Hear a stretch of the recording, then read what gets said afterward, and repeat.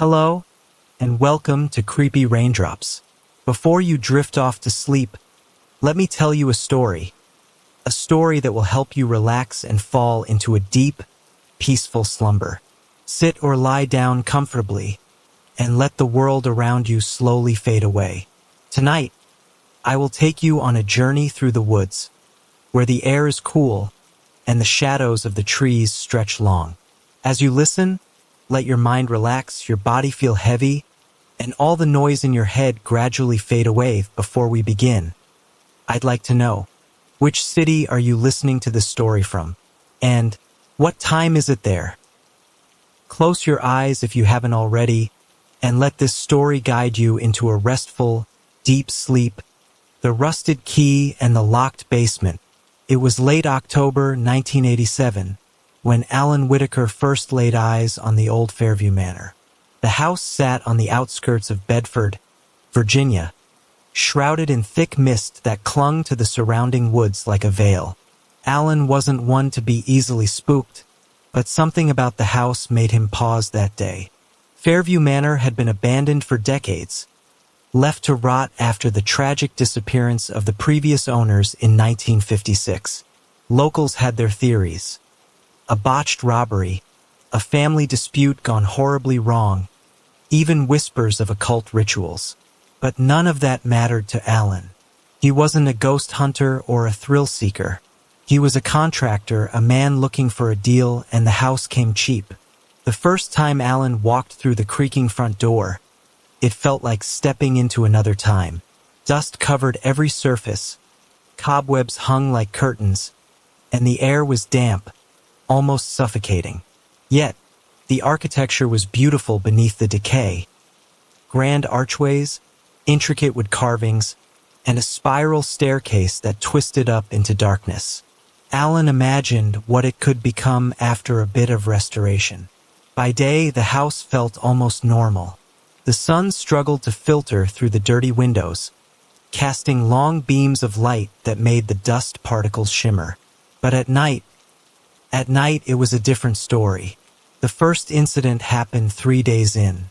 Alan had set up a cot in the living room. He liked to stay close to his projects, saving time on the commute. That night, as the grandfather clock in the foyer struck midnight, he heard it. Faint scratching. It was coming from the basement door. Alan froze, the hammer he'd been using earlier still in his hand. Probably a raccoon, he muttered, more to himself than anyone else. But when he approached the door, the scratching stopped. He opened it, shining his flashlight down the stone steps. The basement was cold, darker than it should have been. The beam of light barely penetrated the shadows. "Hello," he called out, his voice echoing back at him. Nothing. It wasn't until the next morning that he found it. An old, rusted key lying in the middle of the basement floor. He didn't remember seeing it the night before, and something about its jagged edges made his skin crawl. It was heavier than it looked, with an ornate handle shaped like a coiled snake. Alan pocketed the key, dismissing the unease as paranoia. That night, the noises grew louder. Scratching turned to knocking. Knocking turned to faint whispers, just loud enough to keep him awake. Alan told himself it was the wind or the old pipes, but deep down, he knew something wasn't right. The next day, he decided to inspect the basement more thoroughly. Armed with his flashlight and a crowbar, he descended the steps, each creak of the wood sounding like a gunshot in the silence. The basement smelled of mildew and something else. Something metallic, like rust or blood.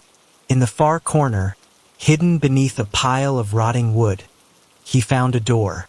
It was smaller than the basement door upstairs, almost childlike in its proportions. The rusted key fit the lock perfectly. Alan hesitated. The air felt heavier down there, as if the house itself was holding its breath. But curiosity got the better of him, and with a deep breath, he turned the key. The door creaked open to reveal a narrow passageway, the walls lined with crumbling brick. At the end of the corridor, he saw it. An old wooden chest, bound in iron. The temperature dropped as he stepped closer, his breath visible in the dim light. When Alan opened the chest, the first thing he noticed was the smell. Decay, ancient and pungent. Inside was a collection of objects. A faded photograph of a family, a bundle of yellowed letters, and a small child's doll with one eye missing. That's when the whispering started again. But this time it was clear. "Get out!" Alan stumbled back, his flashlight shaking in his hand. The whisper didn't echo like a sound in the room. It was close, as though someone had leaned in and spoken directly into his ear. But there was no one there. His instincts screamed at him to leave, but something kept him rooted to the spot. Maybe it was stubbornness, or maybe it was the gnawing curiosity that had brought him here in the first place. Whatever it was, it made him lean back into the chest, his fingers brushing over the letters. The paper was brittle, the ink faded. Alan pulled out the first envelope, carefully unfolding the letter inside. It was addressed to Margaret Whitfield, dated June 3, 1956, the same year the house had been abandoned. The words were difficult to make out, but he could read enough. Margaret, the child must be taken. They are not safe. We are not safe.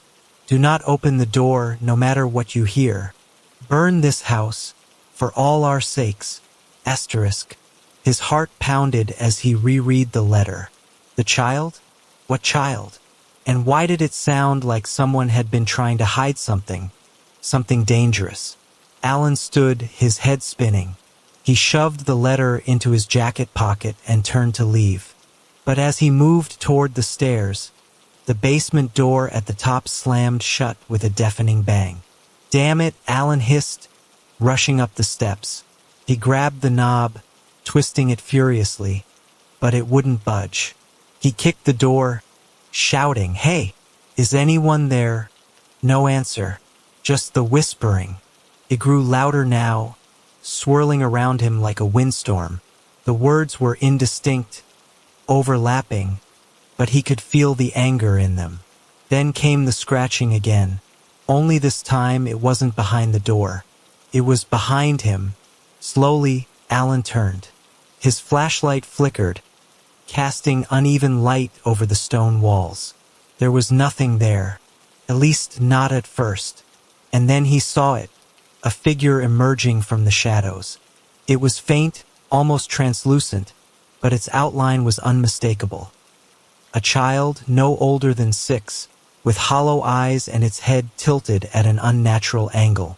The child didn't move toward him. It simply raised its hand, pointing back toward the chest. Alan shook his head, taking a step back. No, I'm not." The whispers turned into a low growl, and the basement began to tremble. The walls groaned, cracks forming along the stone. Alan's flashlight went out completely, plunging him into total darkness. Then he heard it, a soft, wet sound, like footsteps on a damp floor, getting closer. Desperate, Alan fumbled in his pocket for his lighter. The tiny flame sputtered to life, casting a feeble glow. The child was gone, but something else had taken its place. In the corner where the chest had been, the shadows seemed to ripple, forming a shape. A twisted, writhing mass of limbs and faces, all distorted and screaming silently. Alan's breath caught in his throat. He backed up the stairs, his hand still gripping the lighter, as the thing began to move toward him. Its presence was overwhelming, a crushing weight that made it hard to breathe. The whispers had stopped now, replaced by a deep, guttural noise, a sound that seemed to resonate inside his skull. Alan slammed his shoulder against the door, screaming for it to open. "Let me out!" And then, as suddenly as it had locked, the door flew open. Alan fell through, sprawling onto the living room floor. He scrambled to his feet, slamming the basement door shut and throwing his full weight against it. For a moment, everything was silent. Then came the final sound, a single knock from the other side of the door. Alan didn't move for what felt like hours, his back pressed against the basement door, his breath coming in short, shallow gasps. He could still feel the cold air from the basement seeping through the cracks around the doorframe, and that single knock echoed in his mind over and over. Finally, he forced himself to stand. His legs wobbled beneath him, and his hands were shaking so badly he could barely manage to flick the lighter back on. The room was dim, the flame casting flickering shadows on the peeling wallpaper. For a moment, Alan thought he saw the outline of the child in one of the shadows. He shut his eyes tight, whispering to himself, "It's just in your head, just in your head." But the unease wouldn't leave him. He didn't want to sleep in the house anymore. That much was clear. Alan grabbed his keys from the coffee table and bolted for the front door, the floorboards groaning beneath his hurried steps. The night outside was heavy, the air thick with the scent of wet leaves and earth. He climbed into his truck and started the engine, but before he could pull out of the driveway, he glanced back at the house. The windows on the second floor were dark, as they should have been, but one stood out. The window directly above the front door, the one to the master bedroom, had a faint orange glow, like candlelight. Alan froze, his hand gripping the gear shift. He could feel the weight of someone watching him, even though the window was empty. It was the same feeling he'd had in the basement, that suffocating, oppressive presence. "No, no, no, no," Alan muttered, throwing the truck into reverse. The tires crunched over gravel as he sped down the driveway, refusing to look back again. Alan didn't stop driving until he reached the nearest motel, about 20 miles away. The place was a rundown roadside joint with flickering neon lights that read vacancy. Inside, the night clerk barely looked up as Alan walked in, disheveled and pale. "Room for one?" the clerk asked in a bored tone, sliding a form across the counter. Alan nodded, handing over his credit card without a word. Once inside the room, Alan locked the door and shoved a chair under the handle for good measure. He didn't trust himself to sleep, so he sat on the edge of the bed, staring at the rusted key still in his pocket. The weight of it felt different now. He didn't know how to explain it, but the key almost felt warm, as if it had absorbed some of the energy from whatever was in that basement. He pulled out the letter, the words replaying in his mind. "Burn this house, for all our sakes." The thought made his stomach churn. He didn't believe in ghosts or curses, not really, but something about that house defied explanation. And now, he couldn't shake the feeling that he'd brought something with him. A knock at the door snapped him out of his thoughts. Alan's head whipped toward the sound, his pulse racing. It was faint. 3 slow, deliberate knocks. He stood, every instinct screaming at him not to answer. But his feet moved on their own, carrying him to the door. He pressed his eye to the peephole. No one was there. "Hello?" he called out, his voice shaky. No response, just silence. Alan backed away from the door, his hands clenched into fists. He turned toward the window, pulling back the curtain to peek outside. The parking lot was empty except for his truck and a single street lamp flickering at the edge of the lot. Then he saw it. In the reflection of the glass, standing behind him, was the child. Its hollow eyes stared at him through the mirror, and its mouth moved as though it was speaking. But no sound came out. Alan spun around, swinging the flashlight like a weapon. Nothing was there. His breathing was ragged now, panic threatening to overwhelm him. He grabbed his phone and dialed the only person he could think of, his brother, Chris. The line rang twice before a groggy voice answered. "Alan? It's 2 in the morning. What's going on?" Alan didn't even know where to start. "Chris, listen, I need help. There's something in this house I'm working on. I don't know what it is, but I can't." The line crackled with static, cutting him off. "Alan? You're breaking up." Chris's voice distorted, then faded completely. And then, Through the static, Alan heard it again. The whisper, "Get out." Alan dropped the phone, his heart hammering in his chest.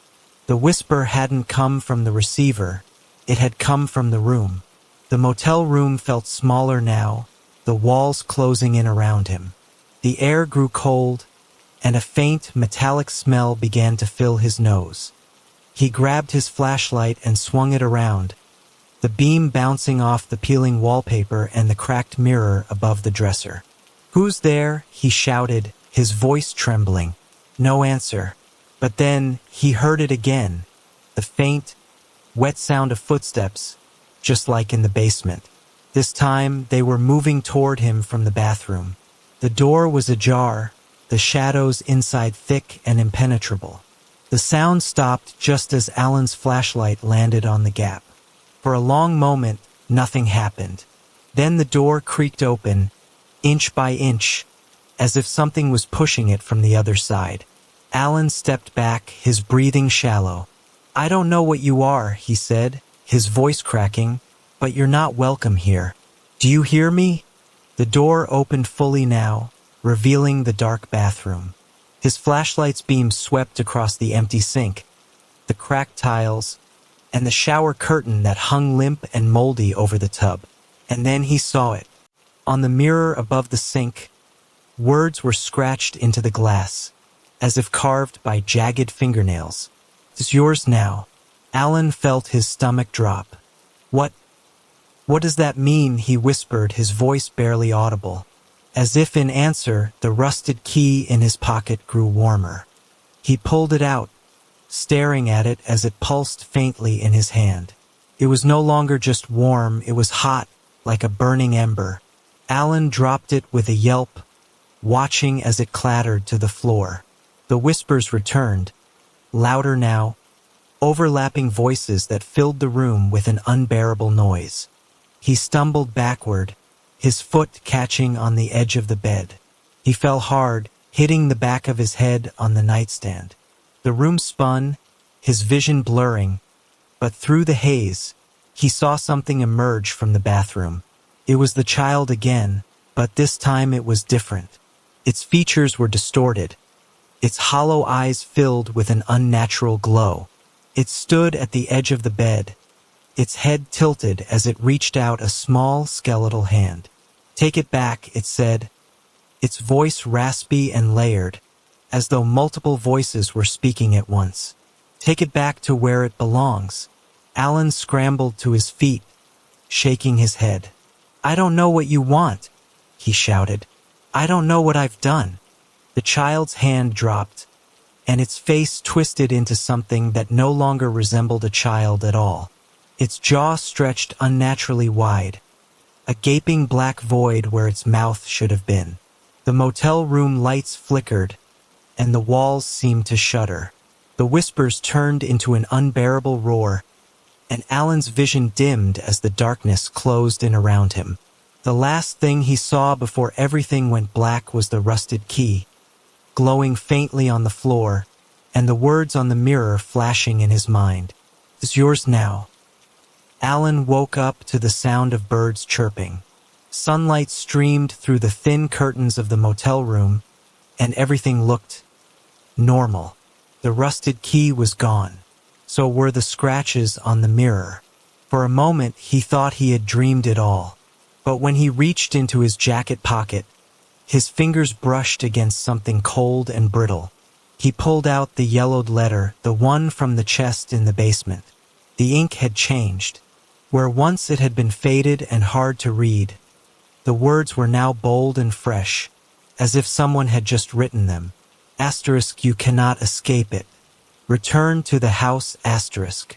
Alan's heart sank as he stared at the note, the reality sinking in. Whatever he had unleashed, it wasn't finished with him, and it wouldn't let him go. Alan sat on the edge of the bed, staring at the letter, his hands trembling. His head was pounding, and his chest felt tight, like an invisible weight was pressing down on him. He read the words again. You cannot escape it. Return to the house. He crumpled the letter in frustration and threw it across the room. No, he muttered under his breath, shaking his head. I'm not going back there. I'm done with this. I'm done. But even as he said it, he knew it wasn't true. There was no escaping what he had brought into his life.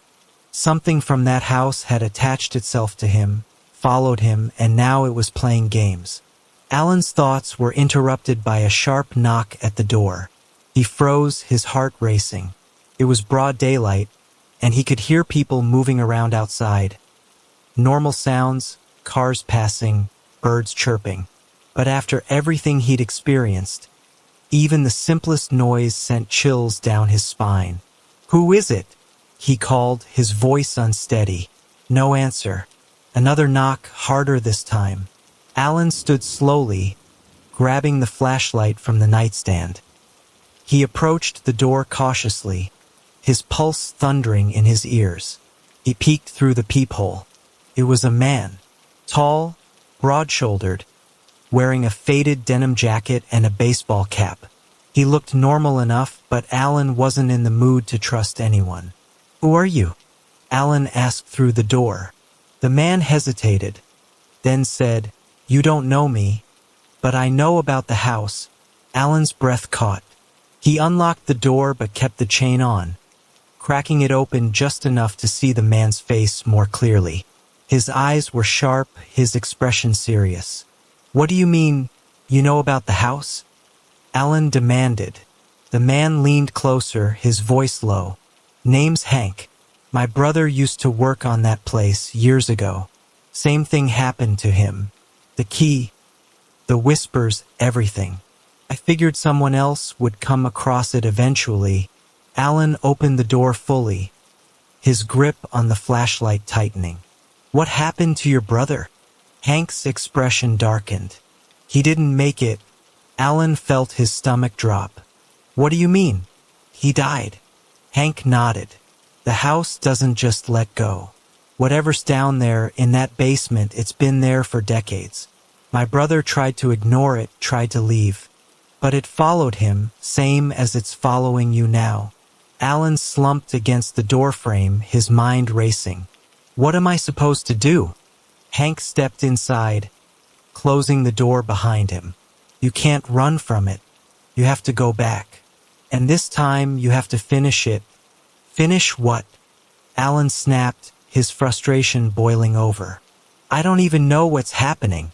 I don't know what this thing is." Hank pulled out a small leather-bound journal and handed it to Alan.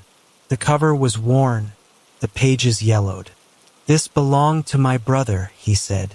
"He spent months researching that house, trying to figure out what was buried in its walls. Everything he found is in there." Alan flipped through the journal. It was filled with notes, sketches, and newspaper clippings. One article caught his eye: "Mysterious disappearances at Fairview Manor." The article described the Whitfield family's sudden disappearance in 1956. The parents, Margaret and Charles, were never found, but their 6-year-old son, Henry, was discovered in the basement, dead, under circumstances the police refused to release. Alan's blood ran cold. "The boy," he whispered, his mind flashing back to the hollow-eyed figure he'd seen. Hank nodded grimly. "Henry Whitfield. My brother thought he was the key to all of it. Said something was done to that boy. Something unnatural." Alan closed the journal, his hands shaking. "And you think I can stop it? You think I can fix this?" Hank shrugged. "I don't know if anyone can. But if you don't try, it's only going to get worse. For you, for anyone else who comes near that house." Alan stared at the rusted key in his hand, the weight of it pressing down on him like a curse. He didn't want to go back, didn't want to face whatever was waiting for him in that basement. But he also knew Hank was right.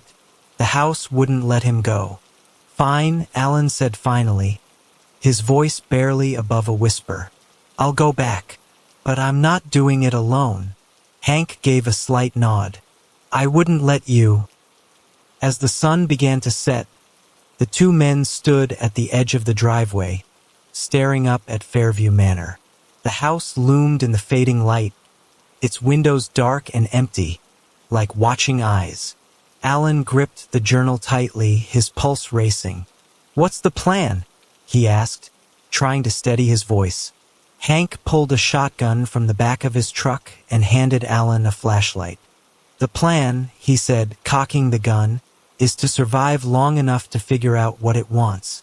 The wind picked up, rustling the dead leaves around their feet. The air grew colder as they approached the front door. Alan hesitated, glancing back at Hank. "You ever done something like this before?" Hank smirked grimly. "Not exactly, but I've been close enough to know it's gonna get worse before it gets better." Alan took a deep breath and pushed the door open. The house greeted them with silence. The door creaked open, revealing the dim, hollowed-out silence of Fairview Manor. Dust motes swirled in the last rays of daylight filtering through cracked windows. The smell of damp wood and decay was stronger now, clinging to the air like a warning. Alan stepped in first, his flashlight slicing through the gloom. Behind him, Hank followed, the shotgun at the ready. The floorboards groaned beneath their weight, each step echoing unnaturally in the emptiness of the house. "Place always this quiet?" Hank muttered, his eyes scanning the shadowy corners. Alan shook his head. "No, last time it felt alive, like it was waiting for something." "Well, it knows we're here now," Hank said, tightening his grip on the shotgun. They moved cautiously through the front hall, the oppressive atmosphere thickening with every step. The air felt heavier, colder, as though the house itself was reacting to their presence. As they passed the old staircase, Alan's flashlight caught something on the wall. A faint smear of reddish-brown, just below the peeling wallpaper. His stomach churned. "Blood?" Hank asked, noticing Alan's gaze. Alan nodded grimly. "I think so. It wasn't their last time." Hank let out a low whistle. "This place doesn't waste time, does it?" The journal in Alan's hand felt heavier now, the weight of the story it told pressing down on him. He flipped through the pages again, stopping at a diagram his brother had drawn. A crude map of the basement, marked with strange symbols and a single word scrawled in bold letters. "Seal." "What's that?" Hank asked, peering over Alan's shoulder. "I don't know," Alan admitted. "But if your brother was right, whatever's down there is connected to this seal. Maybe it's holding something in or keeping something out. Let's hope it's still intact," Hank muttered. The basement door stood at the end of the hall, its dark wood warped and splintered. Alan hesitated, memories of the whispers and the child flashing through his mind. He gripped the flashlight tighter. "You ready?" he asked Hank, his voice barely above a whisper. Hank gave him a curt nod. "Let's get this over with." Alan reached for the doorknob, half expecting it to resist like last time. But this time it turned easily, the door swinging open with a low groan. The stairs descended into darkness, the air colder and heavier with each step. Alan's flashlight illuminated the familiar stone walls, the faint scratches on their surface, as though something had clawed at them for years. Halfway down, Alan stopped. The chest was still there, sitting in the same spot against the far wall. But something was different. The lid was open. Hank stepped up beside him, shotgun raised. "That's supposed to be like that?" "No," Alan whispered, his throat dry. They reached the bottom of the stairs, the air thick with the stench of rot. The chest was empty now, its contents scattered across the floor. More letters, scraps of paper, and something else. Alan bent down, his flashlight revealing an old, blackened doll, its porcelain face cracked and its eyes missing. He recoiled instinctively, the sight of it filling him with a deep, inexplicable dread. "What the hell is that?" Hank asked, keeping his distance. "I don't know," Alan said, his voice shaking, "but I don't think it's a good sign." As they moved further into the basement, The temperature dropped even more, their breath fogging in the air. The whispers began again, faint at first, like a distant breeze, but growing louder with every step. The flashlight flickered, the beam sputtering as if the darkness was fighting to snuff it out. "Stay close," Hank said, his voice steady despite the tension in his stance. The whispers were everywhere now, surrounding them, overlapping in a chaotic symphony of voices. Some were pleading, others were angry, and one, louder than the rest, was unmistakably the voice of a child. Asterisk, bring it back. Asterisk. Alan froze, his blood running cold. "Did you hear that?" Hank nodded, his jaw clenched. "Yeah. And I don't think it's asking nicely." The chest suddenly slammed shut behind them with a deafening bang. Both men spun around, their lights trained on the now-sealed box.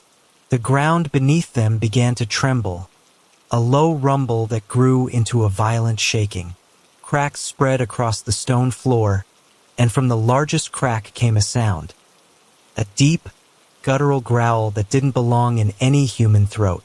Alan's flashlight died completely, plunging them into total darkness. And then, in the silence, the child's voice came again, closer this time. "It's too late." Alan fumbled with the flashlight, smacking it against his palm in a desperate attempt to revive the beam. The darkness was suffocating, pressing in on them like a living thing. Beside him, Hank muttered a string of curses under his breath, his shotgun aimed blindly toward the source of the growl. The child's voice echoed again, impossibly close now. "You shouldn't have come back." Alan's flashlight sputtered back to life, the weak beam cutting through the oppressive blackness. It landed on the chest, which now sat slightly ajar, as if something had just climbed out of it. Hank took a step back, his boots scraping against the trembling stone floor. "Alan, tell me you've got a plan," he said, his voice tight with tension. Alan didn't answer. His eyes were locked on the chest, on the faint, wet footprints leading away from it and into the deeper shadows of the basement. "Over there," he whispered, pointing.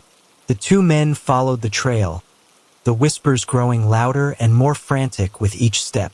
Alan's flashlight flickered again, but this time it stayed on, the light revealing more symbols carved into the walls. They were crude, uneven, as though made by trembling hands. One symbol, larger than the rest, caught Alan's attention. It was a circle with jagged lines radiating outward, and at its center was a deep gouge, as if someone or something had tried to destroy it. Hank noticed it too. "That looks like the thing in your brother's journal," he said.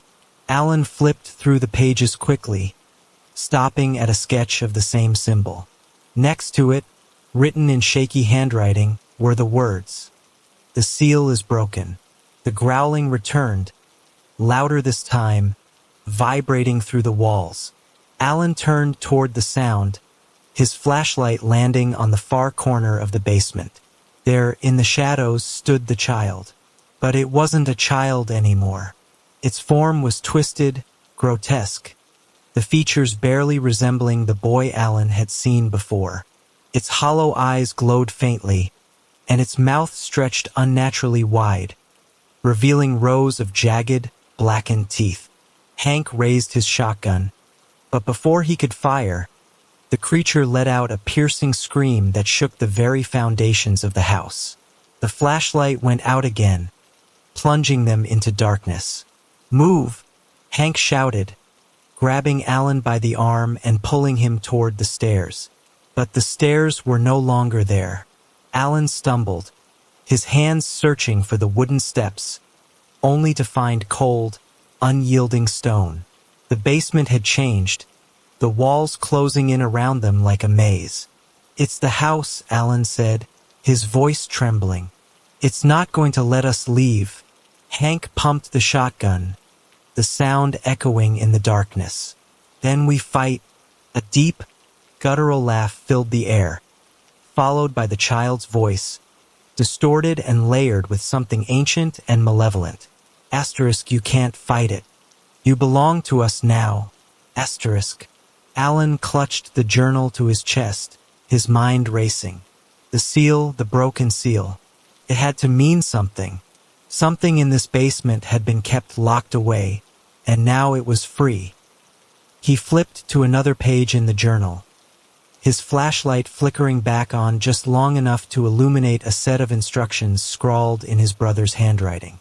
To bind it again, the key must turn where the seal was made. Alan's eyes darted back to the symbol on the wall, the gouged circle at its center. Hank, he said, his voice urgent. We have to fix the seal. The key. Before he could finish, the creature lunged from the darkness, its distorted form moving with unnatural speed. Hank fired, the shotgun blast echoing like thunder, but the creature barely flinched. It slammed into Hank, sending him sprawling across the floor.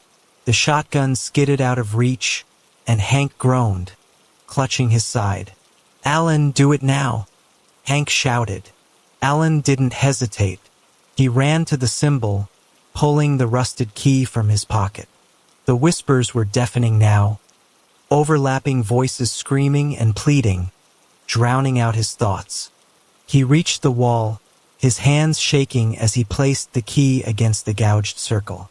The metal was burning hot, but he forced himself to hold on, turning the key as the journal had instructed. The moment the key clicked into place, the whispers stopped. The creature let out an ear-splitting roar, its form dissolving into a swirling mass of shadows. The ground beneath Alan's feet began to tremble violently, and the air filled with a blinding light that seemed to pour from the symbol on the wall. Alan shielded his eyes, his ears ringing as the light consumed the room. Then, just as suddenly as it had begun, it was over. The basement was silent. The air was still. Alan opened his eyes, his flashlight revealing the familiar stone walls. The chest was gone, and the symbol on the wall was whole again, its jagged lines glowing faintly before fading into the stone.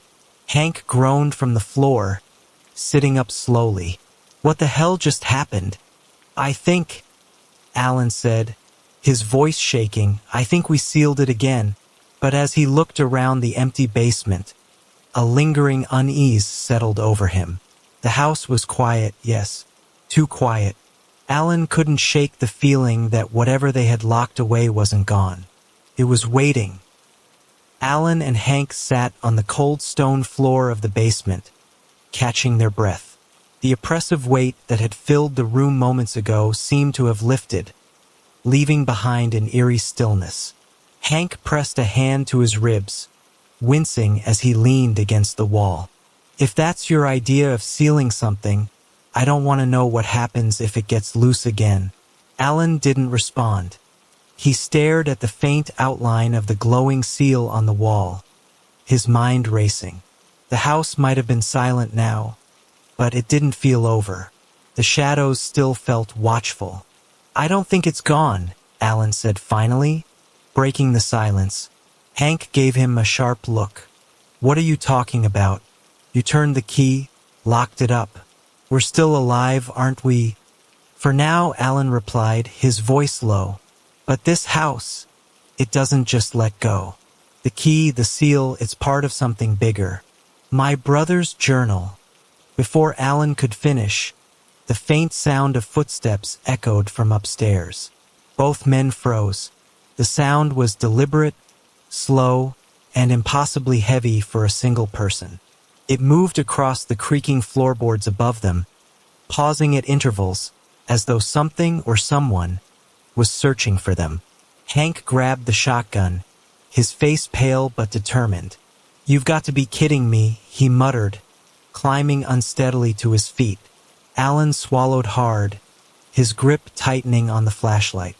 Whatever it is, it's not finished with us. They stood in tense silence, listening as the footsteps stopped. The air grew cold again, the stillness in the basement replaced by a suffocating pressure. And then the child's voice returned, Asterisk, you didn't fix it. Asterisk. The voice was coming from upstairs, but it felt as though it was inside their heads, crawling under their skin. Hank cocked the shotgun, his jaw clenched. If that thing wants round two, it's gonna have to work for it. Alan glanced at the journal in his hand, flipping through the pages with shaking fingers. There had to be something he missed, something that explained why the house was still reacting. His eyes landed on a section toward the back, scrawled in hurried handwriting. Asterisk, the key binds it temporarily, but the house is the source. The ritual must be completed. Asterisk. What ritual? Alan whispered, scanning the cryptic notes beneath the line. Most of it was illegible, smeared with ink and what looked like dried blood. But one phrase stood out, underlined twice. The heart of the house. The footsteps resumed, louder now, heading toward the basement door. We need to move, Hank said, his voice sharp. Whatever's up there isn't going to wait for us to figure this out. Alan nodded, stuffing the journal into his bag. They moved cautiously toward the stairs, the flashlight beam bouncing off the stone walls. When they reached the top of the steps, the basement door was ajar. The hallway beyond was dark, the faint outline of the dining room barely visible in the gloom. Alan pushed the door open wider, the hinges groaning in protest. "What's the heart of the house?" he asked, his voice barely above a whisper. Hank shook his head. "Beats me. I've heard of cursed places before, but nothing like this." Alan thought of the seal, the child, the chest. Every piece felt connected, but the picture was incomplete. "If we don't find it, this thing isn't going to stop." As they stepped into the hallway, the air shifted again, thick with tension. The house seemed alive, the creaks and groans of the old wood resonating like a heartbeat. Then the sound came. It was faint at first, almost imperceptible. A rhythmic thump-thump, like something pulsing deep within the walls. Alan and Hank exchanged a glance. "That's not normal," Hank said flatly. "No kidding," Alan replied. The sound grew louder as they moved through the house, the vibration stronger with each step. It seemed to be coming from upstairs, near the attic. "Why is it always the attic?" Hank muttered as they ascended the staircase. The second floor was darker than before, the shadows longer, deeper.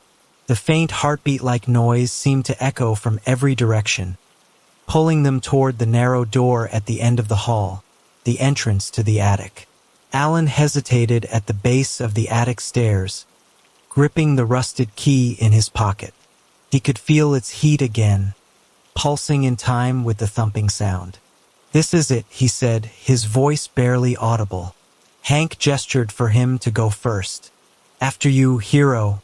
Alan climbed the steps, his flashlight illuminating the dusty beams above.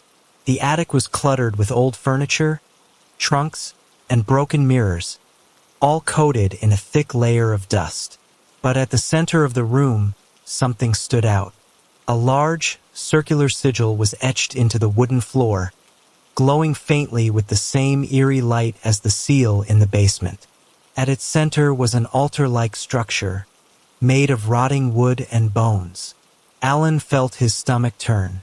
This must be the heart," he said. The pulsing noise was deafening now, reverberating through the attic.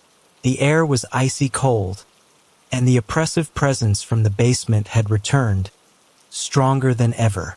The whispers started again, louder, more insistent. Asterisk, finish it. Finish the ritual. Asterisk. Alan turned to Hank. The journal said the key binds it temporarily. But this is where it started.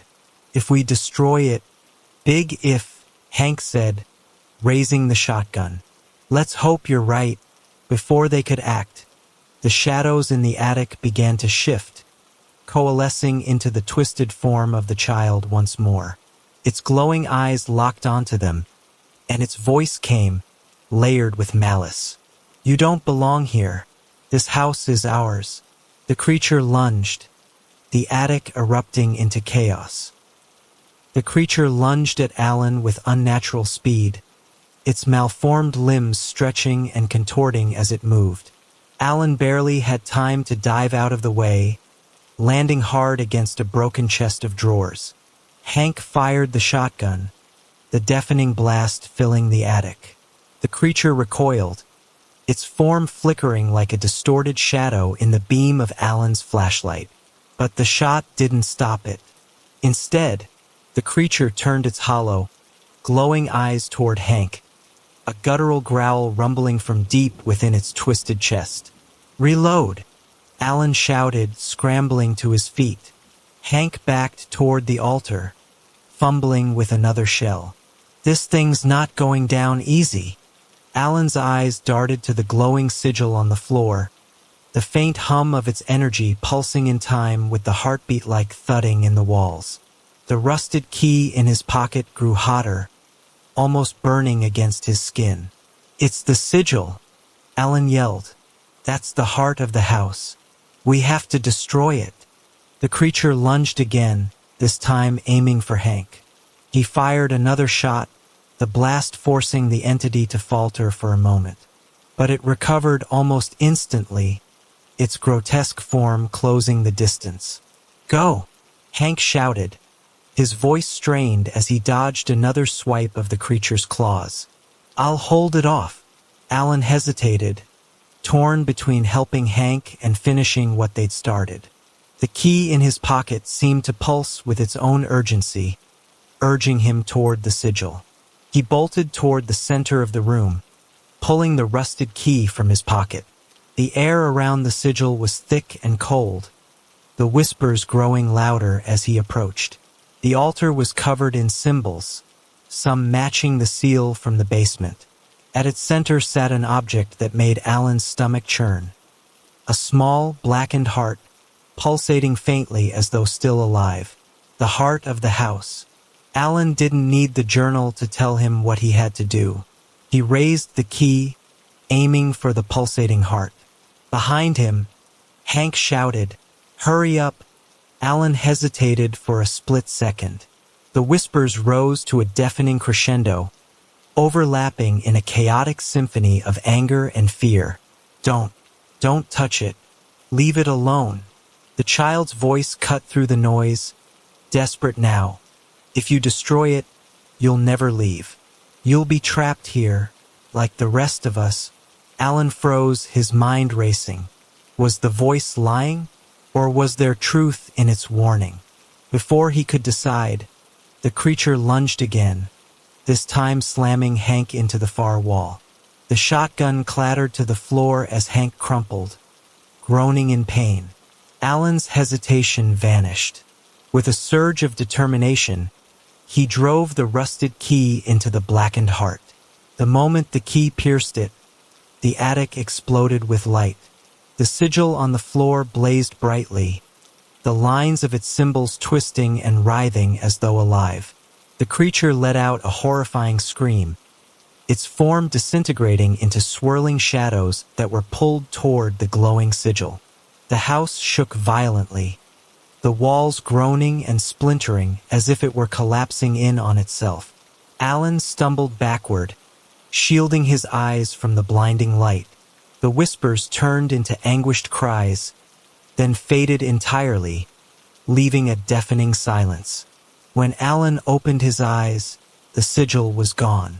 The altar was reduced to ash, and the oppressive weight that had filled the attic was lifted. Hank groaned from his spot against the wall, slowly sitting up. "Tell me that worked," he said, his voice hoarse. Alan nodded, though he wasn't entirely sure. The house was silent now, unnervingly so. "We need to get out of here," Alan said, helping Hank to his feet. As they made their way back down the attic stairs, the house seemed different. The air was lighter, the oppressive cold gone. But Alan couldn't shake the feeling that they were being watched. When they reached the front door, Alan paused, glancing back at the darkened hallway. For a moment he thought he saw a figure, a small child, standing in the shadows watching them. Then it was gone. They stepped out into the night, the cool air a stark contrast to the suffocating atmosphere inside the house. Hank leaned heavily on Alan as they made their way to the truck. As Alan started the engine, he glanced at the house one last time. It stood there, silent and foreboding, as though nothing had happened. But he knew better. As they drove away, the rusted key sat heavy in Alan's pocket, its once hot surface now ice cold. And in the distance, back in the attic of Fairview Manor, a faint heartbeat began again. The road stretched out before them, the truck's headlights cutting through the darkness as they left the haunting silhouette of Fairview Manor behind. Alan's mind was still racing, his thoughts tangled in the chaos of everything that had just happened.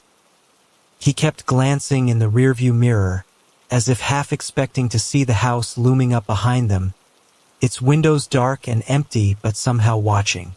Hank sat beside him, his head resting against the window, exhaustion written on his face. I thought I'd seen everything, but that was something else. Alan didn't answer immediately. He wasn't sure what to say. The words felt inadequate, even for something as simple as an acknowledgement. Yeah, we survived. We stopped it, but it didn't feel like a victory. Not entirely. Hank shifted, wincing slightly as he adjusted his position. You think we really sealed it? For good? I don't know, Alan replied. The house was too alive. Even when we finished the ritual, it felt like it was just waiting. For what? I don't know. Hank gave him a sideways glance. You really think it'll come back? After all that? I don't know. Hank, Alan repeated, his grip tightening on the wheel. But I can't shake the feeling that it's still out there. Watching, they drove in silence for a while, the only sound the hum of the tires on the road and the occasional rustling of the wind against the truck. Alan's mind kept replaying the events in the attic, the way the key had burned his hand, the way the creature had screamed as it was pulled into the sigil, the deafening silence that followed. And then that one final glance before they left. The figure in the hallway, the child. He shook his head, trying to shake the image from his mind. They passed a sign, a small green marker that read Edgewater County, 15 miles. The familiar sight did little to calm Alan's nerves. He had expected the journey home to be a release, a relief from the terror of the house. But instead, it felt like the road itself was leading them deeper into something they couldn't escape. As they neared the outskirts of town, Hank sighed. So what now? Alan's eyes darted to the rearview mirror once more. He could have sworn he saw something move, a fleeting shadow just at the edge of the truck's lights. But when he looked again, it was gone. I don't know, Alan said quietly, but I don't think this is over. He looked down at the rusted key resting in his pocket, the cold metal almost sending a chill through him. Suddenly, his phone buzzed. Alan pulled it out of his pocket, glancing at the screen. It was a message from an unknown number. You didn't think you could escape, did you? The house will always find its way back to you. Alan's heart skipped a beat. The message was chilling in its simplicity. Hank noticed Alan's tense posture and looked over. What's wrong? Alan didn't respond immediately. He stared at the screen, his fingers frozen around the phone. Another message came in. It's coming for you. For both of you. It never forgets. The hairs on the back of Alan's neck stood on end. Who's sending this? Hank asked, his voice growing uneasy. I don't know, Alan muttered, his eyes still on the phone. But I think we're far from done. The truck's headlights illuminated a stretch of road ahead. But Alan couldn't shake the feeling that something was lurking just beyond the reach of the light. Something that had never truly left. The further they drove, the more intense the feeling became. It was as though the weight of the house's curse had followed them, like a shadow they couldn't outrun. As they turned onto the last road before town, Alan's phone buzzed once more. This time it wasn't a message. It was a picture. Alan's hands trembled as he opened the image. It was a photo of the interior of the truck, taken from the back seat. He slammed the brakes, the truck skidding to a halt in the middle of the road. "What is it?" Hank shouted, his voice panicked. Alan looked around frantically, half expecting to see the creature perched in the back seat, its glowing eyes watching them. But when he turned, there was nothing there, just the empty seats behind them. "Hank," Alan said, his voice barely a whisper, "get out of the truck. Now!" Hank's eyes widened in fear, but he didn't argue. They both scrambled out of the vehicle, standing on the roadside, breath coming in ragged gasps as they looked back toward the truck. The doors were locked, the windows rolled up. Everything was as it should be, but Alan knew. It was inside. A faint whisper reached his ears. "You can't outrun it. It's already with you." The air grew thick, and the oppressive weight of the house seemed to descend upon them once more. Alan reached into his pocket and gripped the rusted key tightly. The cold metal burned against his palm. But before he could make sense of what was happening, the lights of the truck flickered. The engine roared to life, and in the rearview mirror he saw it. The child's face, staring back at them, its eyes hollow and glowing. Alan's heart pounded as the truck sped off on its own, leaving them standing on the roadside. And as the lights faded into the distance, Alan knew the truth. The house had never really let them go. It had simply been waiting. The truck's taillights disappeared into the night, swallowed by the darkness as Alan and Hank stood motionless, rooted to the spot. The hum of the engine faded, but the silence that followed felt heavier than anything they had encountered in the house. The wind blew, but it only stirred the air with a chilling sense of finality. Alan's hand tightened around the rusted key in his pocket, the cold metal now feeling almost like a warning. He didn't dare look back at the truck. He knew what he'd see. He'd already seen it. The child's face in the rearview mirror, its hollow eyes staring back at him. "It's not over, is it?" Hank's voice cut through the tension. Alan swallowed hard, his throat dry. "No, it's just begun." They stood in the middle of the road, the only sounds the distant hum of the wind and the faint rustling of leaves. The town of Edgewater was just a few miles away, but to Alan, it felt like a world away from the nightmare they had just escaped. A phone buzzed in Alan's hand, pulling him out of his thoughts. He glanced at the screen, and his stomach dropped. It was another message from the unknown number. *, you're not safe. You never will be. It will find you, just like it found us. *. Alan's pulse quickened. He didn't need to read any more to know that whatever the house had become, whatever curse had latched onto them, it was relentless. Hank was looking over his shoulder, anxiety written all over his face. "What's going on, man? This is too much. We need to get help." Alan shook his head. "No one can help us now." His eyes moved to the horizon, where the faint outline of Fairview Manor still seemed to loom, just beyond the edge of their vision. It was like the house had expanded, its presence growing even when it was out of sight. "Maybe we can burn it down," Hank suggested, his voice shaky but filled with determination. "Destroy it once and for all." Alan considered this, but deep down he knew it wasn't that simple. The house was more than just a building. It was alive. It had roots, and no matter what they did, it would always find a way to grow back. Alan pulled the phone from his pocket, staring at the message. "It will find you."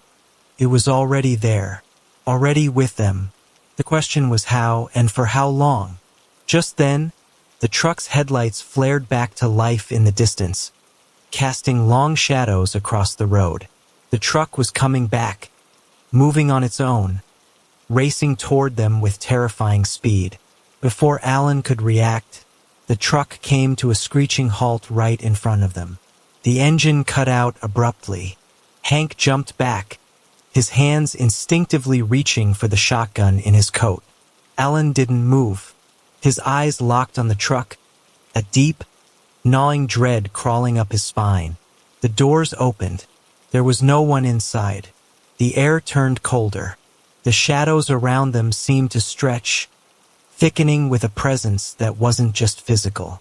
It was something older, something that had been waiting. And then they heard it, the soft, unmistakable sound of children's laughter came from the back seat of the truck. Alan and Hank didn't dare move.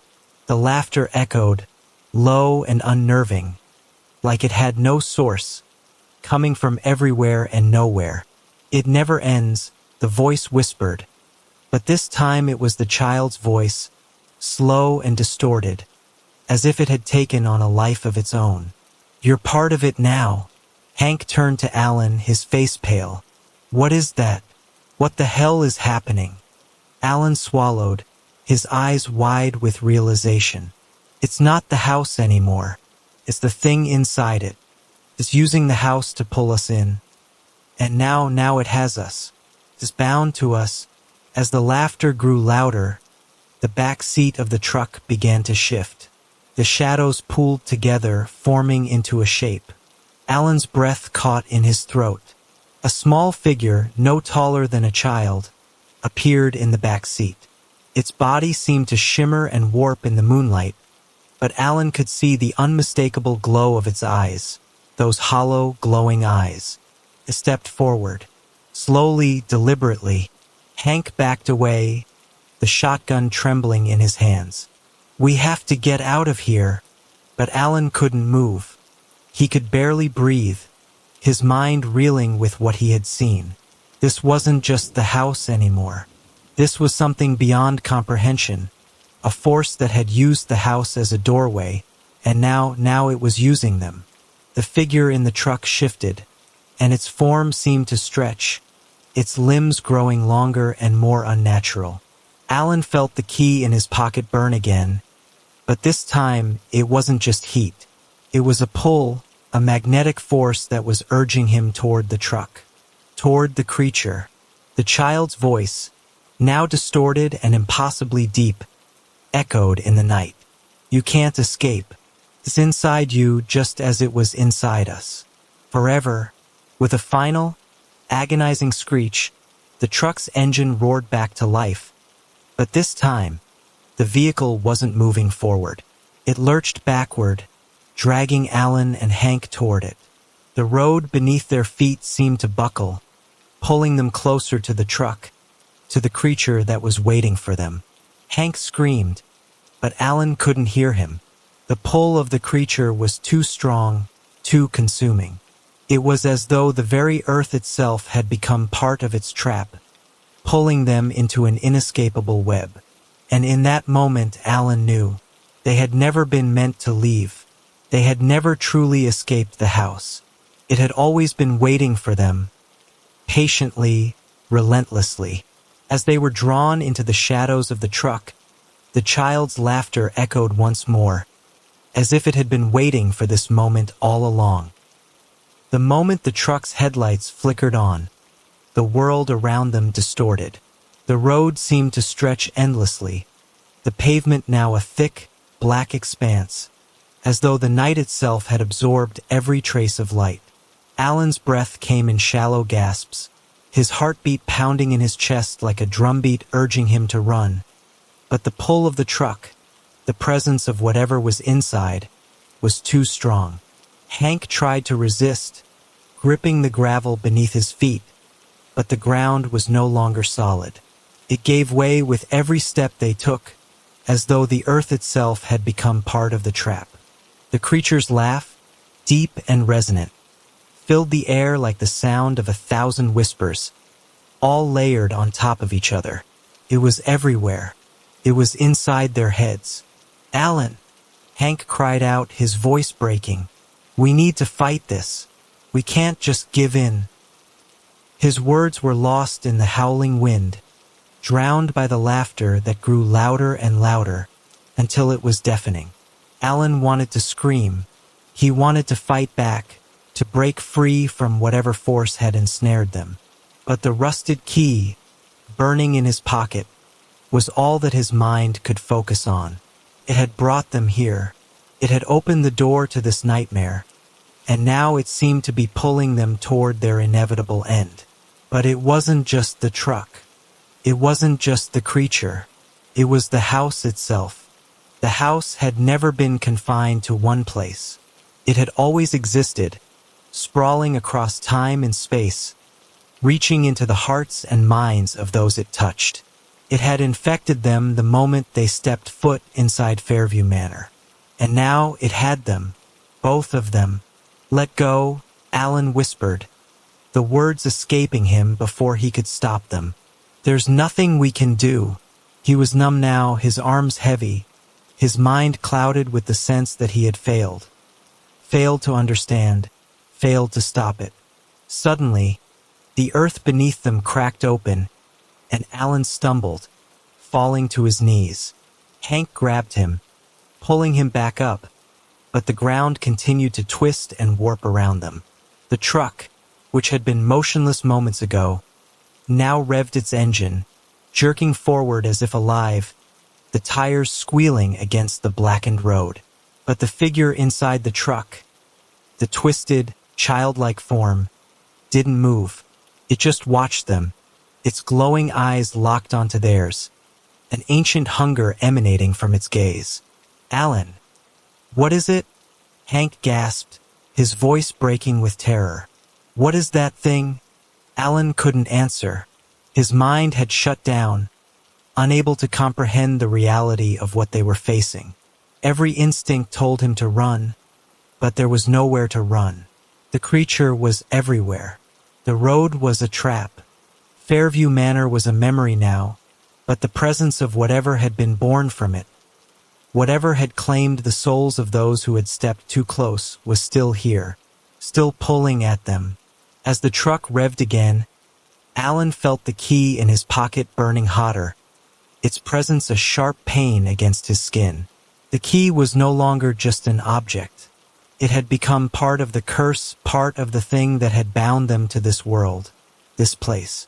He reached for it. His fingers brushed against the cold metal, and in that moment, the world around them shifted again. The road, the truck, the creature, they all seemed to blur into one nightmarish whole. The laughter grew louder, deafening. Then, just as suddenly, it stopped. The silence that followed was worse than the noise, pressed in on them, suffocating. Alan stood, his legs unsteady, and looked around. The truck was gone. The road was gone. The night was gone. They were back in the house, in the attic. The sigil was glowing at their feet. The altar, once shattered, now whole again, its blackened heart pulsing with life.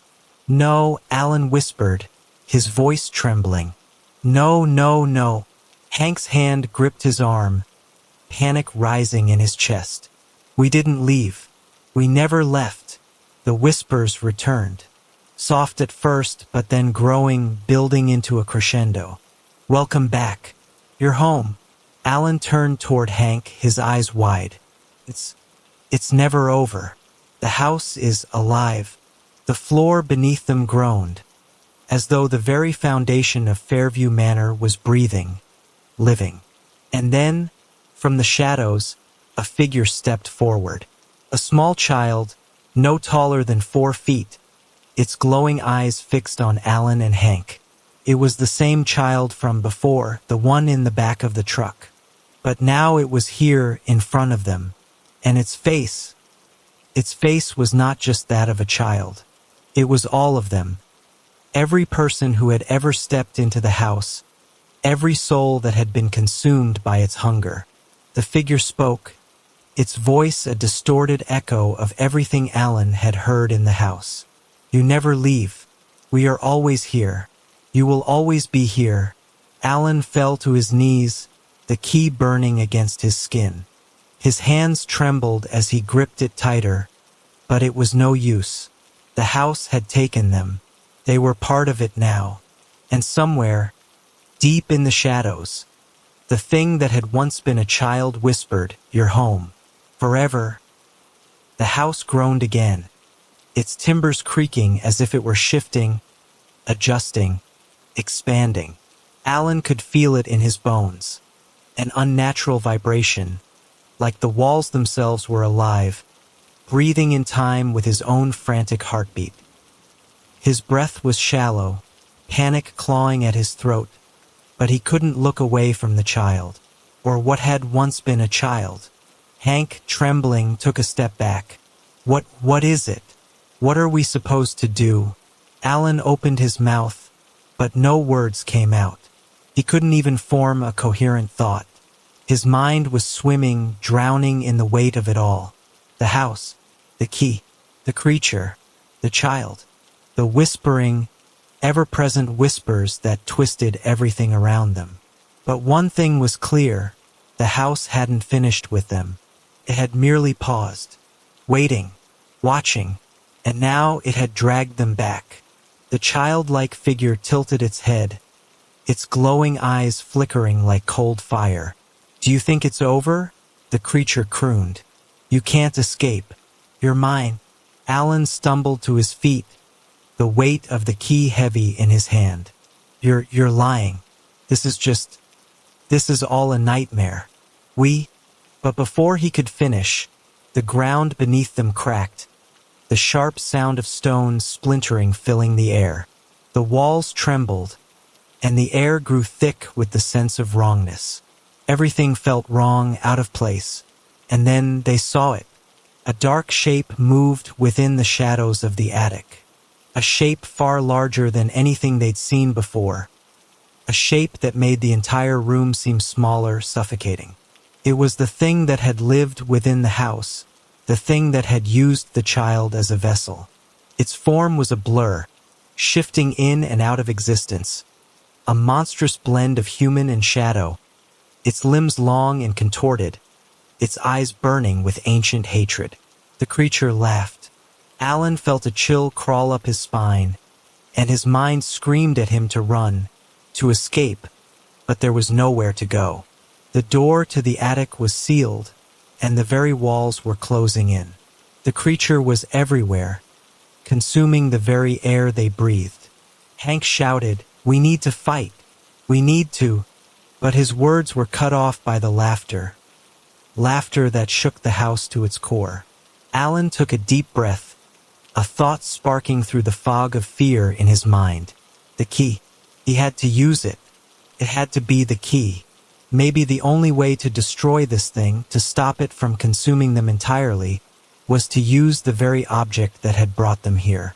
But as he reached for the key, it burned hot in his hand, more intense than ever before. The pain was overwhelming, and he screamed, dropping the key to the floor. It clattered, rolling toward the center of the room, where the sigil lay glowing faintly. The child's laughter was now a low growl, its voice echoing in the space around them. "The key has chosen you," it whispered. "You belong to it now, just as we do." The walls of the house groaned again, the floor beneath them shaking with a low, menacing hum. The air felt thick, suffocating. Alan's vision blurred, and the world around him began to spin. Was this the end? Hank stumbled, his eyes wide with terror, his hands outstretched toward the door that no longer existed. We can't stay here. Alan, what do we do? What can we?" Alan turned to him, his voice barely a whisper. "There's no way out, Hank. Not this time." And just as the last words left his mouth, the house shook violently. A deep, guttural roar echoed through the air, as if the house itself had grown impatient with their resistance. The air grew colder, and Alan could feel his chest tighten as the darkness crept closer. The child stood, now fully in front of them, but it wasn't just the child anymore. It was the house, the thing that had lived inside it for centuries. Alan's heart hammered as the creature took a step toward them, its glowing eyes locked onto him. But in that moment, something snapped inside of him. He wasn't going to let this be the end. Not like this. Not after everything they had already gone through. He reached for the key once more, ignoring the burning sensation that shot through his hand as he grasped it. The pain was unbearable, but it wasn't enough to stop him. "This ends now," Alan whispered to himself. With trembling hands, he pressed the key into the sigil, and the room seemed to explode with light. The key pulsed with energy, sending a shockwave through the entire house. The walls rattled as if they were being torn apart from the inside. The child screamed, a high-pitched, inhuman screech, as its body began to twist and writhe, its form melting, warping, dissolving into the very shadows that had birthed it. But even as it faded, the house itself seemed to fight back, shaking and groaning like a living creature in its death throes. Alan held on to the key, refusing to let go, despite the agony coursing through him. The house was fighting, resisting, but it was losing.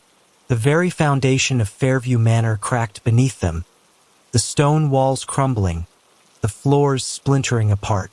The child's voice echoed once more, a distorted whisper as it vanished. "You cannot destroy what is already dead." But Alan didn't listen. He pushed the key further into the sigil, and with one final, blinding flash of light, the house screamed, louder than anything before, its walls cracking and crumbling into dust, vanishing into the void. And then silence. For a long moment, there was nothing but the quiet hum of the wind. No laughter, no whispers, no presence. Alan dropped to his knees, gasping for air, the key falling from his grasp and clattering to the floor. The darkness that had gripped them was gone. The house was gone. But Alan knew that something still lingered, somewhere. Even though the house had crumbled, the curse had never truly been broken. They had only silenced it for now. The key, though, was still there. It lay in the rubble, waiting. The air was eerily still now, as if the world had taken a collective breath and was waiting for something. Waiting for a sign that the nightmare was over, that the terror had truly ended. Alan's hands were shaking, his whole body trembling with exhaustion and disbelief. The key lay in front of him, its dark, rusted surface now cold and lifeless. He could no longer feel the heat that had once burned through his skin, the pull that had drawn him in. But something deep in his gut told him that they hadn't won. Not really. Not completely. He slowly stood, his legs unsteady as he tried to gather himself. The house, Fairview Manor, was no longer a looming presence. It was gone, reduced to rubble, the remnants of its foundation scattered across the barren ground. The silence in the air felt like a heavy weight, pressing down on him as if the world itself had become unbalanced. Hank was beside him, his face pale and drawn, his eyes wild with the same fear that had gripped him since the beginning. He was breathing heavily, still in shock, still trying to comprehend what they had just been through. Did we do it? Did we stop it? Hank's voice was hoarse, barely a whisper. Alan didn't answer immediately. He just stood there, staring at the ruins of the house. His thoughts raced, the pieces of the puzzle falling into place one by one. But they didn't fit together as they should have. The house was gone, yes, but something felt wrong. The weight in the air, the strange stillness. Alan knew this wasn't the end. Not yet. "Alan?" Hank's voice again, more urgent this time. "Tell me we're safe. Tell me this nightmare is over." Alan turned slowly, his eyes meeting Hank's, and for the first time, he saw the fear mirrored in his friend's gaze. It was the same fear he felt inside, deep in his bones. "We're not safe," Alan whispered. The words hung in the air, heavy and dark. He knew it even without saying it aloud. The house was gone, yes. But the key that had started this whole nightmare, it still existed. And it wasn't finished. Alan could feel it. The pull. The burn.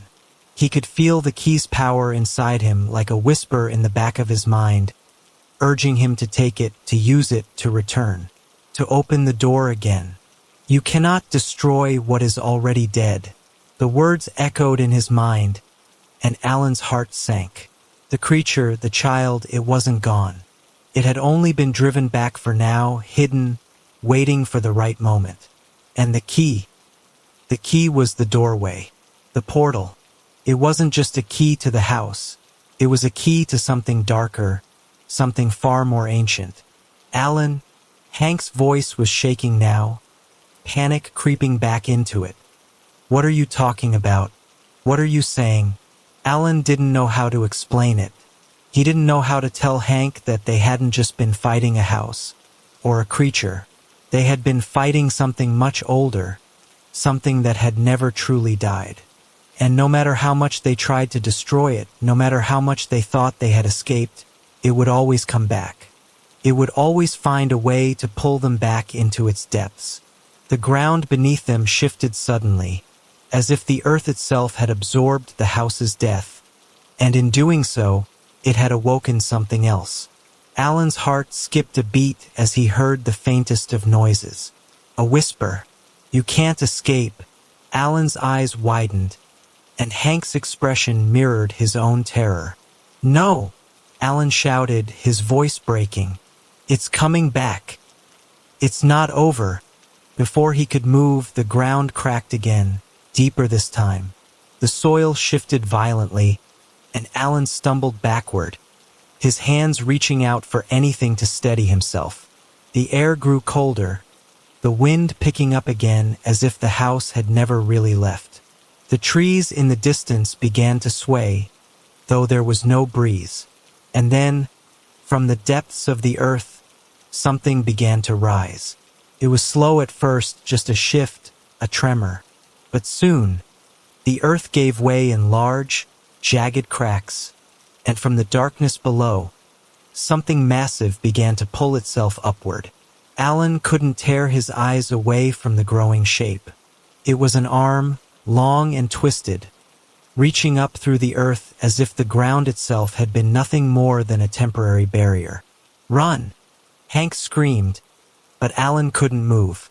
His feet were frozen to the ground, his body paralyzed with fear. The key, the one thing that had started this nightmare, was still there in the rubble. He couldn't leave it. He couldn't leave it behind. As the arm emerged fully from the ground, its pale, twisted form reaching toward the sky, Alan knew. Whatever was buried beneath Fairview Manor, whatever had been waiting, was now free. Alan! Hank cried again, pulling at his arm, trying to drag him away. But Alan didn't want to leave. He couldn't. The key was his responsibility now. He was tied to it, bound to it. He had no choice. The arm's fingers curled upward, twisting in an unnatural way as it reached toward them.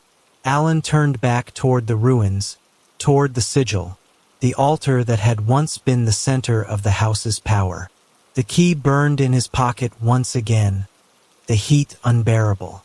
I have to go back, Alan whispered, his voice distant, lost. But as he turned, the ground beneath them cracked wide open, and the figure, what was left of it, began to pull itself free of the earth. The creature's form was massive, more powerful now, its presence consuming everything around them. Hank screamed again, but it was too late. Alan could feel the pull of the key deep within him, the key's hunger, and he knew there was no escaping it. The house had been just the beginning. The key wasn't just a key to a house, it was a key to something much, much worse. And this time, Alan didn't know if he could stop it. Alan felt a cold rush of panic as the creature's form fully emerged from the ground. Its twisted body loomed over them, a massive silhouette against the pale moonlight.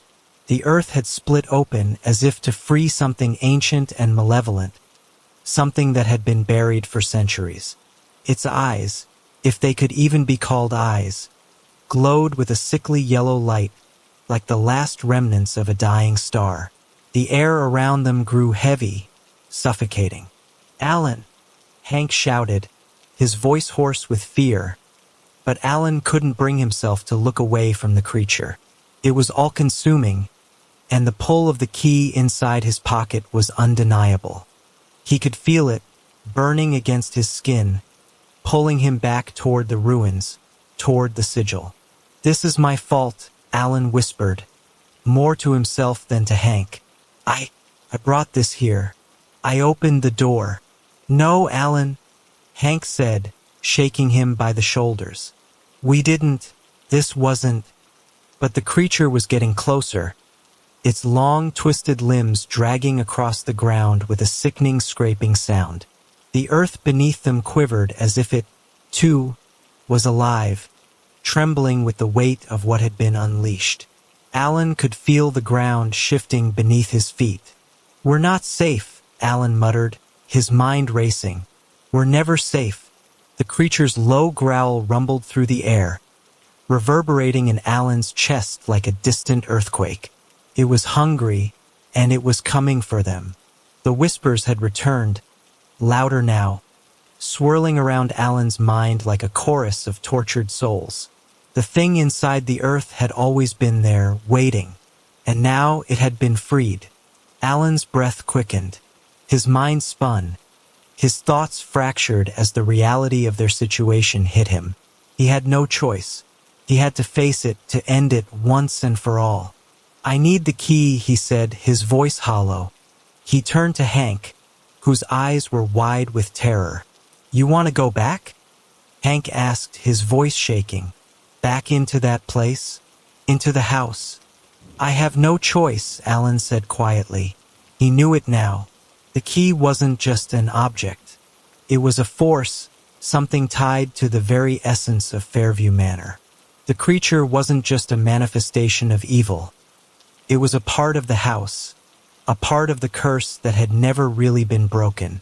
And the key, it could either stop it or feed it. Without another word, Alan turned and rushed toward the ruins, toward the remains of the sigil.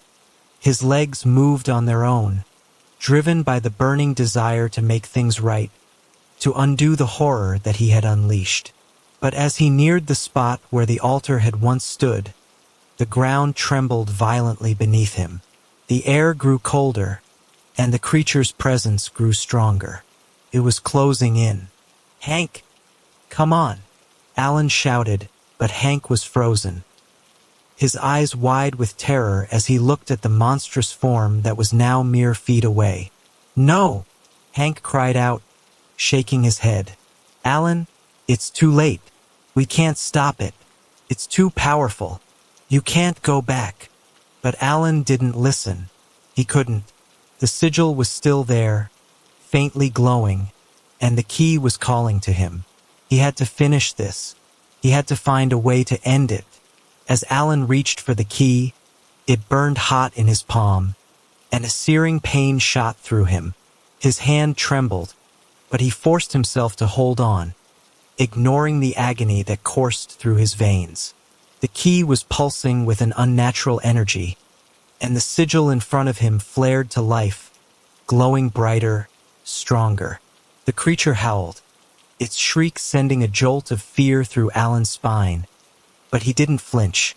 Not this time. With a deep breath, Alan pressed the key into the sigil once again, and the world seemed to explode. The ground cracked open beneath him, and a blinding light erupted from the ruins. The creature roared in fury, its limbs thrashing as it tried to retreat, but the light engulfed it, wrapping around it like a vice, pulling it back into the earth. The sigil pulsed with power, and Alan felt the energy surge through him, a rush of overwhelming force that left him gasping for breath. The key burned with a heat he couldn't describe, but it wasn't the same kind of burn. It was different now. The pain wasn't just physical. It was as if the key had become part of him, as if he had become part of it. And then suddenly the light stopped. The world fell silent. Alan stood there, panting, his body shaking from the energy that had coursed through him. The creature was gone. The ground had stopped trembling. The whispers had stopped. But the silence was worse than the noise.